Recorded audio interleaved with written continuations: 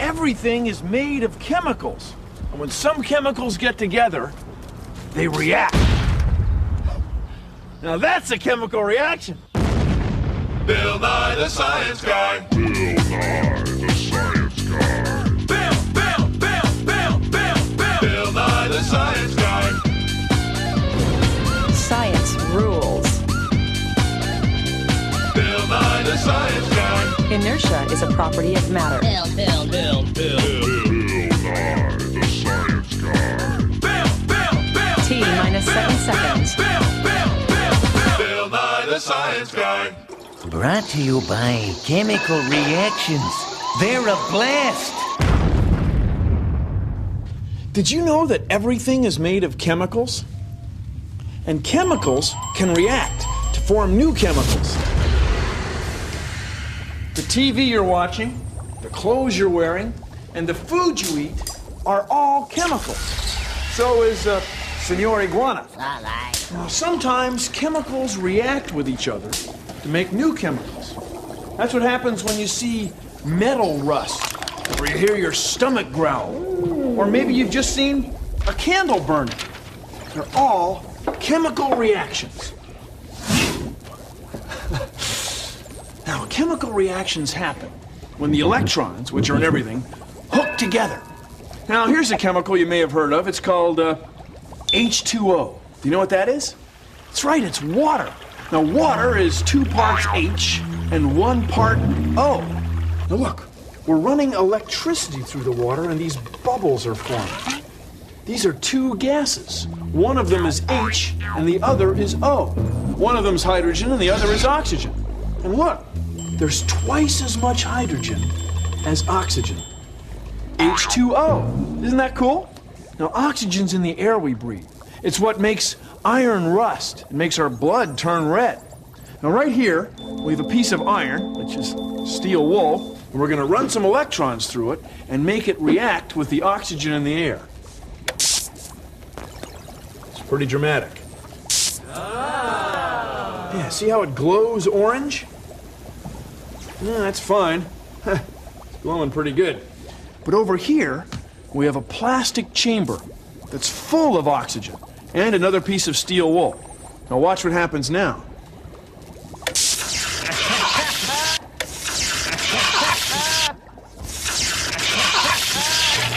Pretty cool.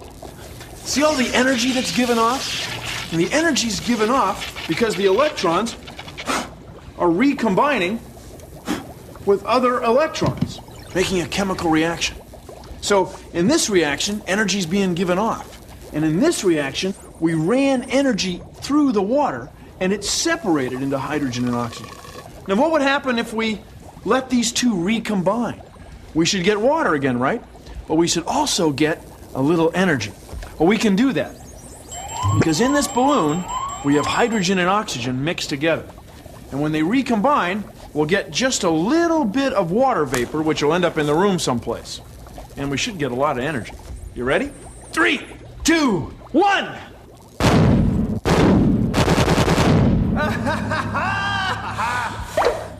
Now that's a chemical reaction.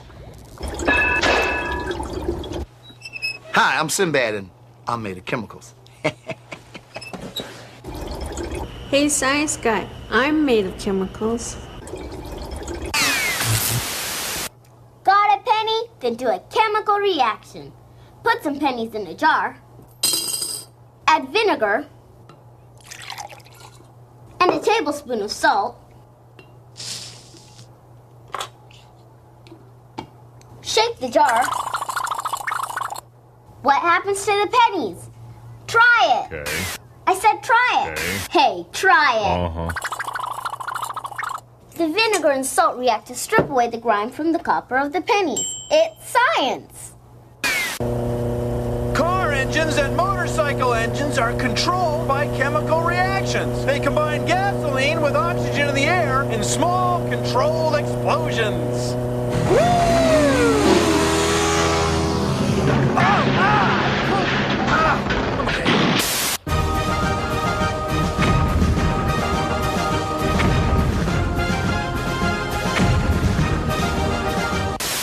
Listen up! Don't try try this at home without adult supervision. This top hat is made of chemicals and is held together by chemical bonds. These torches are made of chemicals. Even I am made of chemicals. Just about everything is made of chemicals. Candace the Science Gal. Did you know that fire is a chemical reaction? Well, it is. Fire is what you get when chemicals and things like paper and wood react with the chemical oxygen in the air. Bill! Hey, Bill, let me in! You know, if this were Cameron Labs, we wouldn't be having this problem. Hey, Candace. Nice tie. Thanks. Come on in. Hey, I was just explaining fire. You mean like when chemicals mix with oxygen in the air usually give off heat? Yeah. Wow, this is pretty cool. It's like a big swirling chemical reaction. Yeah, we call it the tornado of fire. Wow. Hey, you know what else is a really cool chemical reaction? A carbon dioxide fire extinguisher. Oh, there's one over there. Science rules.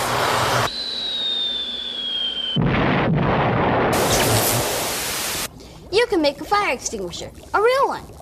It's easy. Just take a large plastic container with a tight-fitting lid. Poke a hole in the lid. You might need an adult to help you. Guess that's me. Yeah, sure, Bill. Yeah. Heat a nail up over a candle. When it's warm enough, gently poke the nail through the lid. There, nice clean hole. Thanks. You're welcome. We're wearing safety goggles because we always do when we're messing with chemicals. First, you put in some baking soda. Then add some water. Make sure it's thick. Pour some vinegar into the smaller container.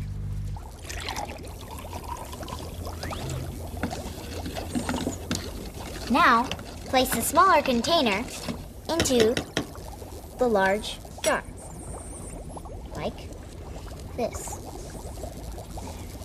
Screw on the lid. Put a straw in the hole.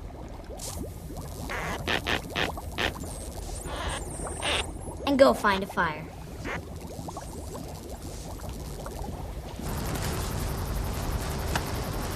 When you mix vinegar and baking soda together, you get carbon dioxide gas. Carbon dioxide gas pushes the water out, which makes the fire go out.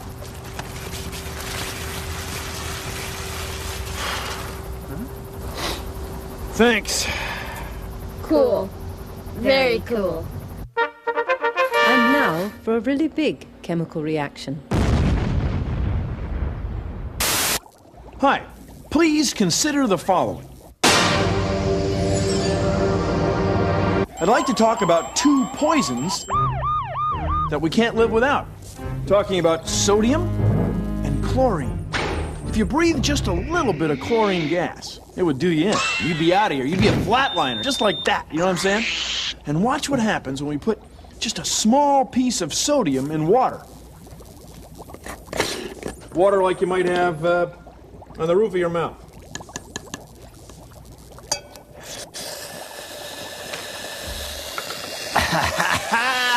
It is pretty cool. These two chemicals, when they're separate, are dangerous. But when they're chemically bonded together, the pull of their electrons is so strong that they form a whole new substance, a whole new chemical called sodium chloride. Sodium chloride. Sodium chloride. Now, another name for sodium chloride? Salt. Salt. Salt! Now, our blood is salt water. Our tears and sweat are salty, and so are potato chips. Thanks for joining me on Consider the Following.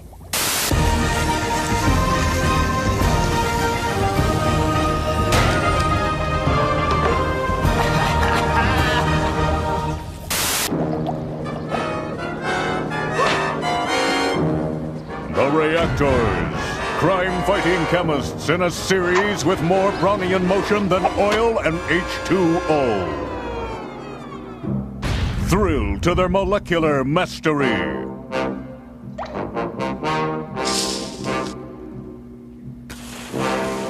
Cheer their combustive combinations and bond like you've never bonded before. The Reactors, a crime-fighting quartet dedicated to better catching through chemicals. Catch them on the Bill Nye the Science Guy television network. My name is Phil Grucci, and I'm a member of the 5th generation of pyrotechnicians in our family. Pyrotechnicians is the name or the title given to people that manufacture and use fireworks or any type of pyrotechnics. Pyrotechnics is an art form that involves a complete understanding of how chemicals and certain metals will react to each other when they're blended together. Every time you see a firework burst in the sky in its beautiful colors, what you're really seeing is a chemical reaction. The metals will create the twinkle, where the salts will create the colors. Some of the metals and the salts combined will create a red with a twinkling color added to it. When we mix strontiums, for instance, it'll give you your yellows. When you take a copper metal and burn it at a certain temperature, it'll give you your blue colors.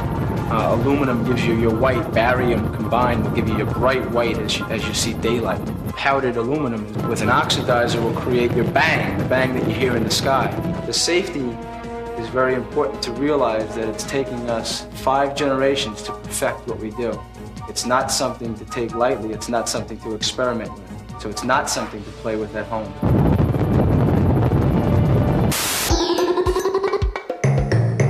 This experiment's a classic. It's a classic because it's cool. You need a balloon and a soft drink bottle. The bottle can be plastic or glass. I like plastic better because you can do this. Fill the bottle with about 200 milliliters of vinegar.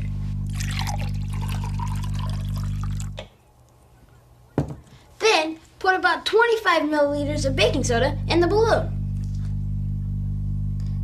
If you spill some, that's okay. It doesn't make that much of a difference. It's just baking soda. Next, carefully put the balloon on top of the bottle. I like to hold one side with my thumb and pull the rest of the balloon on. Now, tip the balloon straight up and shake the powder down into the liquid. Look! Carbon dioxide gas is forming, and it's filling up the balloon. You know what else? It's a little warm. That's because we're releasing energy. It's a classic. It's cool. Welcome to this week's edition of Better Eating Through Kitchen Chemistry with your hostess, Vivian Cupcake. Oh, hello. I'm ever so glad you could join us today, because the kitchen is exactly like a chemical laboratory. It's filled with wonderful chemicals. The cabinets are made of chemicals, the countertops made of chemicals, all the appliances are made of wonderful chemicals. And I've got all the chemicals we need to make a delicious chocolate cake. First thing we need to do is add the sugar, some butter. Let's get the butter in here. An egg is a special substance filled with chemicals called protein. I'm going to add some flour and some water. Water's the most important chemical there is. Oh goodness, it's awfully white. We forgot to add the cocoa. That's the flavor chemical. Baking soda, when it reacts with the water that I just added and some heat, it'll make a chemical reaction and form little bubbles called carbon dioxide. Those carbon dioxide bubbles will rush up out of the cake and make the cake all cakey and delicious. I can't wait to see what happens. Mix it up, mix it up. Oh, mixing and mixing and mixing some more. A public service announcement from the chemical people. Hello. I'm not a chemist, but I am playing one on TV. Did you know that there are 92 elements that make up everything we know and love, things that you and I use each and every day of our lives? Can you think of something you know and love that isn't a chemical? I don't think so. Don't even think about trying this at home. A chemical reaction happens when chemicals combine to form a new substance. This is a chemical reaction.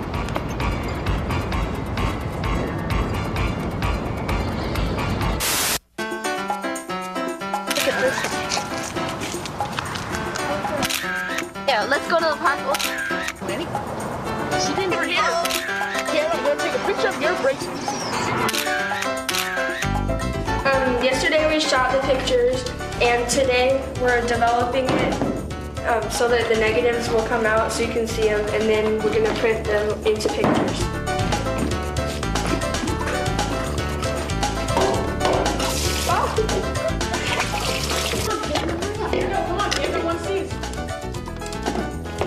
Was that one of mine here? Look at that one. Yeah, look at that one. That's cool.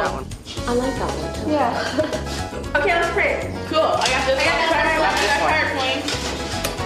one. Red light doesn't affect the paper, but normal light makes it turn out black. I'm putting the picture into the developer, which is a chemical that makes the image appear, and it reacts to the emulsion on the paper. The stopper stops all the chemicals from the developer. And now into the fixer, which makes the image permanent. That's how you do it. Photography's cool! Oh, mixing and mixing and mixing some more. Still mixing. And now for another really big chemical reaction.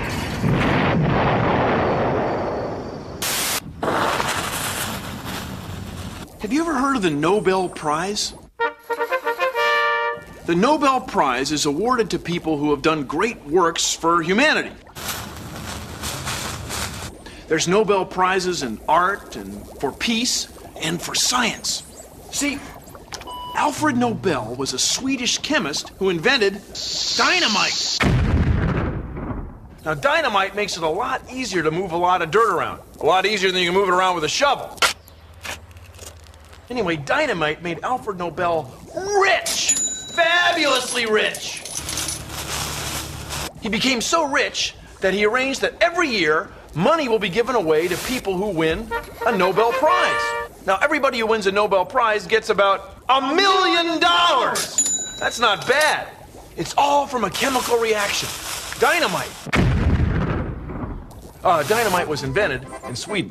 Sweden is also known for smorgasbords, Vikings, and speaking Swedish.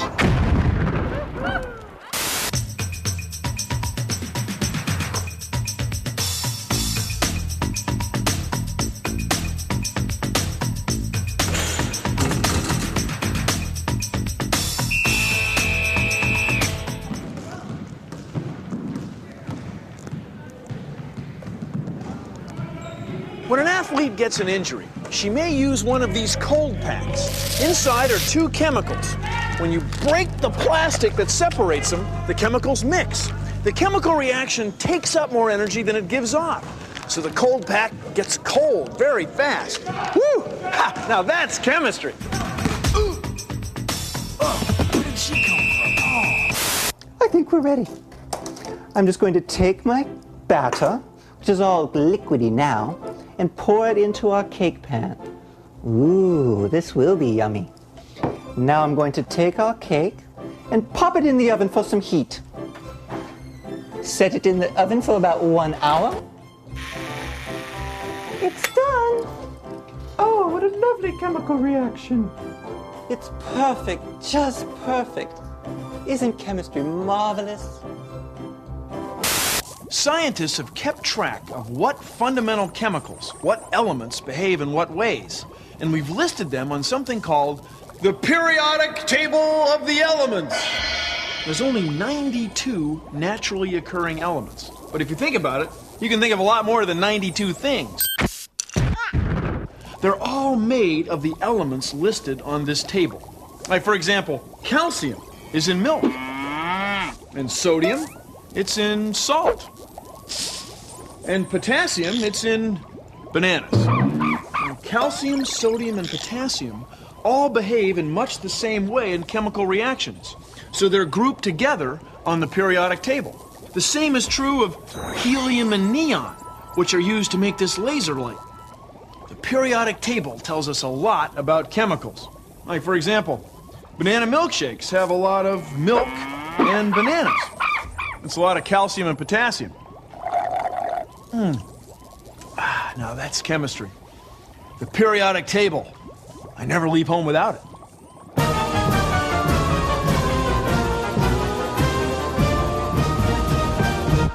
Science. advised us. Please do not try this without adult supervision. Chemicals in these torches are combining with chemicals in the air because of their electrons.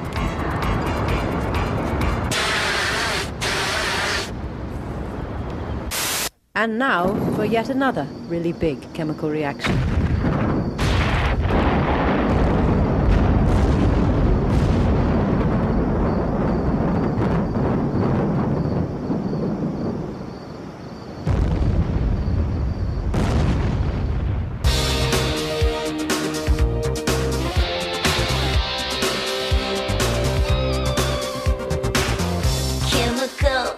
Making huge explosions. I'm so amused when mixing elements like this.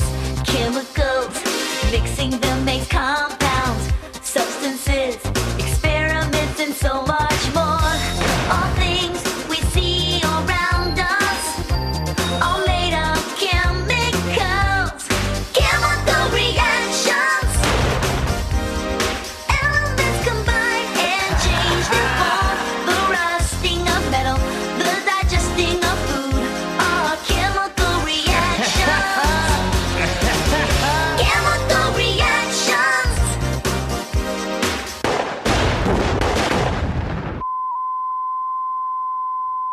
Well, that's our show. Chemical reactions can be pretty fun. Let's let her rip.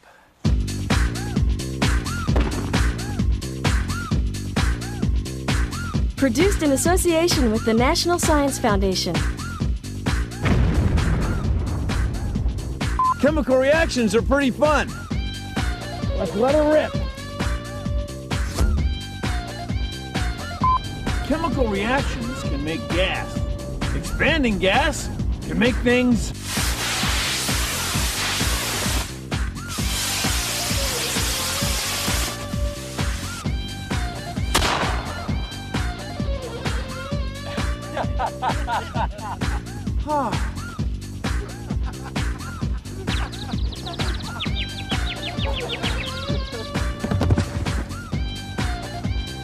Bill, are you all right? Shaking up. I'm okay. Okay. Oh. Whew. Ha. Ah, yeah. No problem. No problem.